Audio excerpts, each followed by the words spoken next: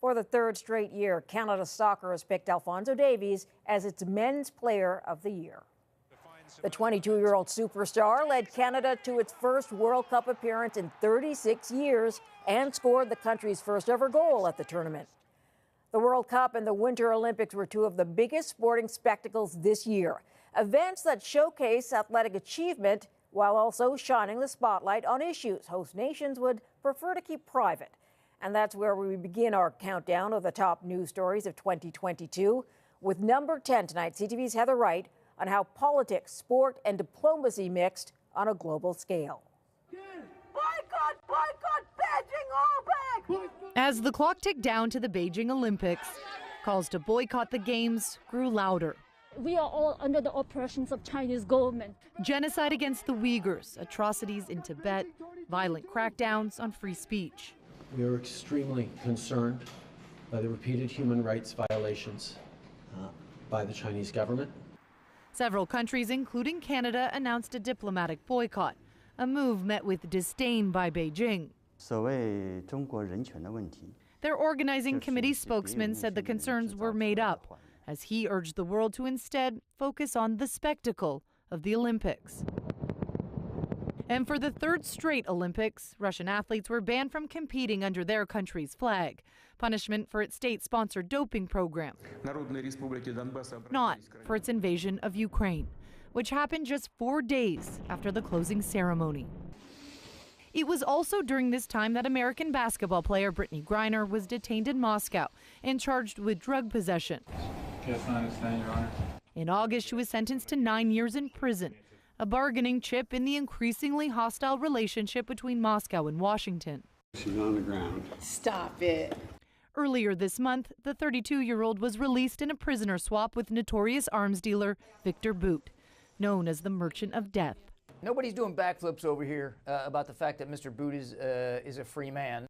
The U.S. had hoped for a 2-for-1 deal that would have included Canadian-born Paul Whelan. In the end, though, only Griner made it home. Her case, an example of hostage diplomacy, while sport diplomacy was on full display for 29 days in Qatar. Never has so much money been spent to host a World Cup, the first in the Arab world. The winner is Qatar. The tiny Gulf state set out a decade ago to elevate its stature by hosting a glitzy tournament, highlighting its role as a diplomatic broker and increasing its international visibility. But the attention was not always the kind it wanted. What is happening is reputation laundering. From the get-go, Qatar's World Cup was mired in controversy, with allegations of bribery and corruption, and questions about why FIFA's marquee tournament was given to a country where it's illegal to be gay, and women's rights are frequently violated. I went to Qatar with the hope of bettering my life. Human rights groups quickly sounded the alarm over Qatar's treatment of migrant workers. Thousands are believed to have died building the infrastructure needed to host soccer's biggest tournament. Today I feel gay.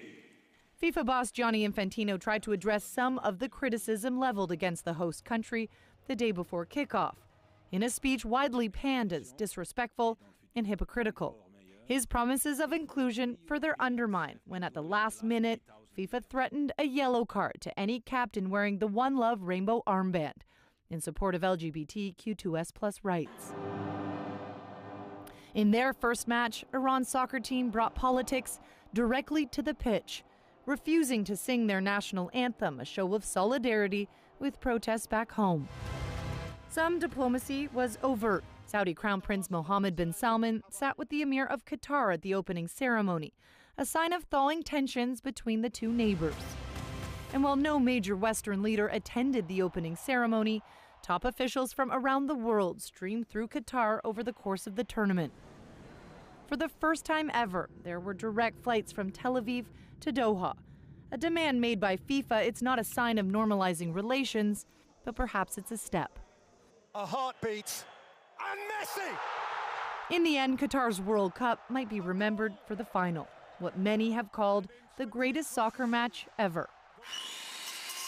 Others hope the legacy goes further and that labor reforms finally implemented by the Qataris stay. But even if countries can't always get along, their citizens can. It's a time for easing tensions between nations. Brought together by the power of sport. Heather Wright, CTV News, Toronto.